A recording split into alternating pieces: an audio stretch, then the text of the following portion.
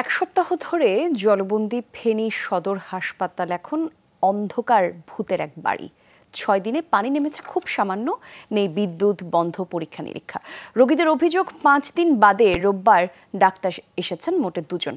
দূরের এলাকার মানুষের ভিড়ে হাসপাতাল একরকমের আশ্রয় কেন্দ্র। অভাব দেখা দিয়েছে নিরাপদ খাবার, পানি আর প্রয়োজনীয় ঔষধের। ফেনী থেকে আরও জানাচ্ছেন তাজনুল ইসলাম, ছবি তুলেছেন রাকিবুল ইসলাম।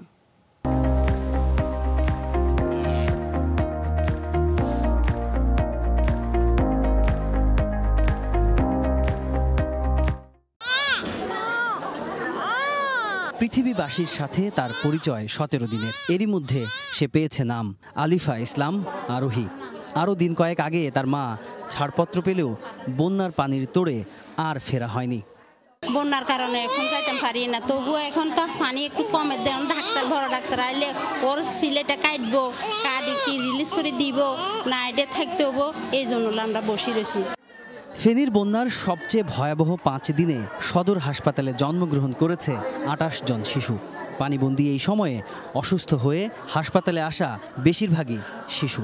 তবে ডাক্তার সংকটে তাদের চিকিৎসা চলছে কোনো মতে।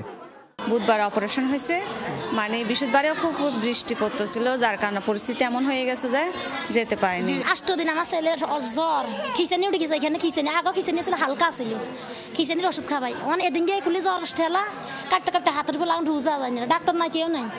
রোগীদের অভিযোগ গেল ৩-৪ দিনে হাসপাতালে আসেননি কোনো চিকিৎসক।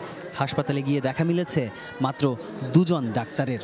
তবে সংকটের এই সময়ে রোগীদের পাশে ছিলেন নার্সরা। যা পারছি, যেভাবে পারছি, অন্ধকার তো আছে, ওটা তো আছেই, যেভাবে পারছি আমরা রোগীদের সেবা দিছি, ডেলিভারিও করছি। রোগী তো আসতেছে, রোগীতে ঝড়ের মধ্যেও রোগী আসছে। তারপর আমরা এগুলা যেখানে ৩ জনে কাজ করতাম সেখানে ১ জনের কাজ। হাসপাতালে রোগীদের সার্বিক সহায়তায় যোগ দিয়েছেন বেশ কয়েকজন স্বেচ্ছাসেবক। যে কোনো কাজে সবার পাশে থাকছেন তারা। আমরা বরিশাল থেকে টোটাল ৪ জন আসছি, যারা ডিজাস্টার রেসপন্স টিমের হয়ে, যাদের পূর্ববর্তী অভিজ্ঞতা আছে ডিজাস্টারে কিভাবে কাজ করতে হবে এবং উদ্ধার কাজের জন্য।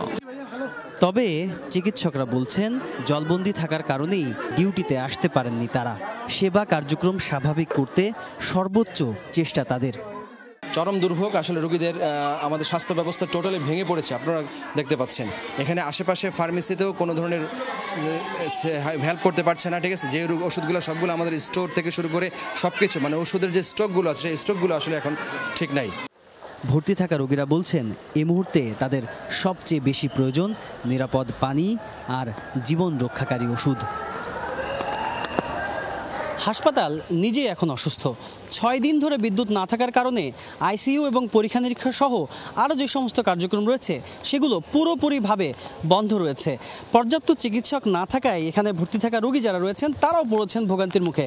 তবে প্রধান সড়কগুলোর পানি কমতে থাকায় রোগী যারা ভর্তি রয়েছেন তারা বলছেন চিকিৎসকরা এসে জেনারেটর সুবিধা যদি চালু করেন তবে খানিকটা আবারও চালু করা সম্ভব ফেনী সদর হাসপাতালের কার্যক্রম। তাজনুল ইসলাম, যমুনা নিউজ, ফেনী।